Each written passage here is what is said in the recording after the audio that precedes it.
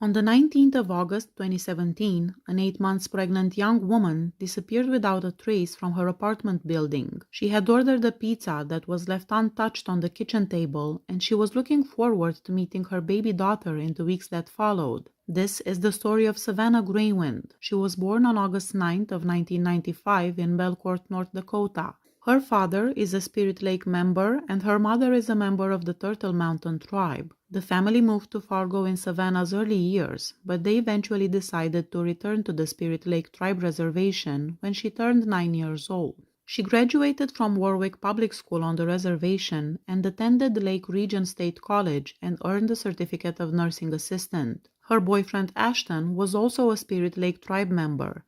They met in middle school and they had been together for over 7 years. Savanna moved to Fargo in 2016 to take a job as a certified nursing assistant at the Eventide Fargo Senior Living Communities. The relationship between Savanna and Ashton was going very well, and soon they found out they were expecting their first baby due in September of 2017. At the time of the news, they were not living together, as Ashton was working in Minneapolis, but he immediately moved to Fargo to be close to his girlfriend and soon-to-be daughter. Her family also wanted to support her in any way possible, so her mother, her father, and younger brother all decided to move to Fargo as well to be there, live with her, and help when needed. Savanna at this point was very happy with her life. She had a great job, she felt loved by the people around her, and she was excited to meet her baby girl. She was also enrolled in North Dakota State University. She had several other passions, and one of those was riding horses.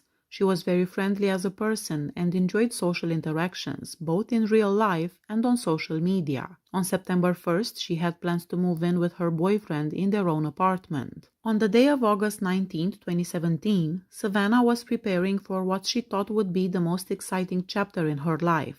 At 8 months pregnant, she was spending most of her time organizing the move to the new apartment. At 1:30 p.m., Savanna texted her mother that she was about to go to a neighbor's apartment to help her with a dress that the neighbor wanted to hem on her, and she was also going to get paid $20 for this favor. 1 hour later, she was still not home and her mother sent her brother to go check on her because he was supposed to get a ride from his sister and was waiting for her to come back from the neighbor. He knocked on the door of said neighbor, but nobody answered, even though he heard what he believed to be a sewing machine running in the apartment, so he went back home without her. At this point, her father went to the neighbor and knocked on the door, and this time a woman answered and said Savanna is going to be just a little bit longer. Savanna's mom eventually drove her son to work because he could not keep waiting any longer for his sister to help him with this. By 4:30 p.m., she realized that her daughter still wasn't home, so she went back to the neighbor and the woman said Savanna already left. This seemed very strange for the mom, as Savanna ordered the pizza before leaving the house that she never ate, so she was planning to come back home as soon as she was done helping the neighbor.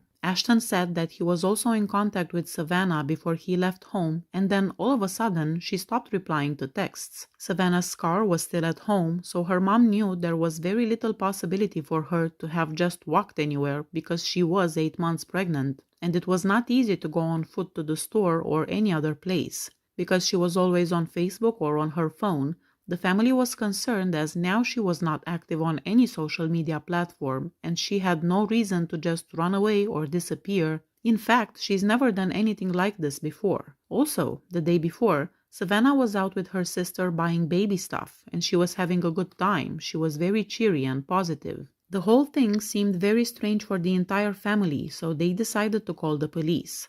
Law enforcement started looking for her, completely surrounding their apartment and neighborhood.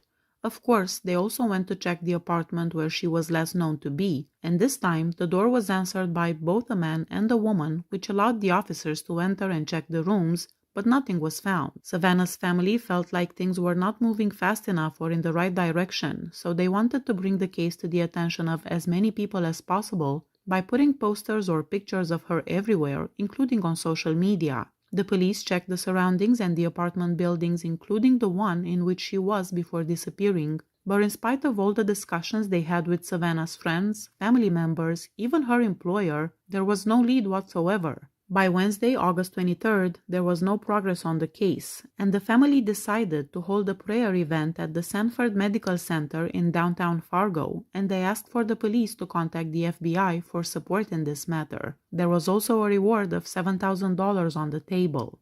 Not even the dogs involved in the searches were able to find any trace of Savanna. On August 24th at 10 a.m., the police did one more search on the couple's apartment, and this time they were surprised to find a newborn baby, and they suspected this was actually Savanna's baby. The couple, named William Hone, 32 years old, and Brooke Cruz, 38 years old, took good care of the baby, and the little girl was taken to the hospital, then reunited with Savanna's family. The two were arrested on suspicion of conspiracy to commit kidnapping, and the apartment building was closed off so that the forensic investigators could search for evidence. Before Brooke started a relationship with William, she was with another man named Aaron, and they had a daughter together. Brooke was never involved in raising this daughter and never paid child support, nor was interested in being a part of her life. In fact, she had 3 other children that she simply wanted nothing to do with and was never involved in their lives.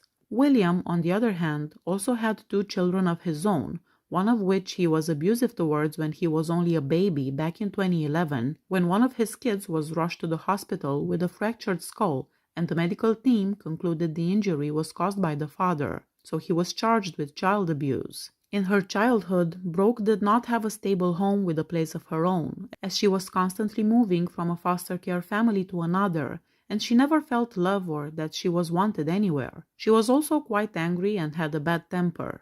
One time, she threatened William with a hammer because she got upset over some bills. The relationship between the two started in 2014, and it was very toxic, filled with arguments and even physical assault. In 2016, William threw Brooke into a bathtub and he pleaded guilty in court. Then they had a year of no contact to respect, but obviously they didn't. Only 6 months after that, the police was called to a location because neighbors said there was disturbance and the couple was found together. He pleaded guilty for violating the no-contact order as well.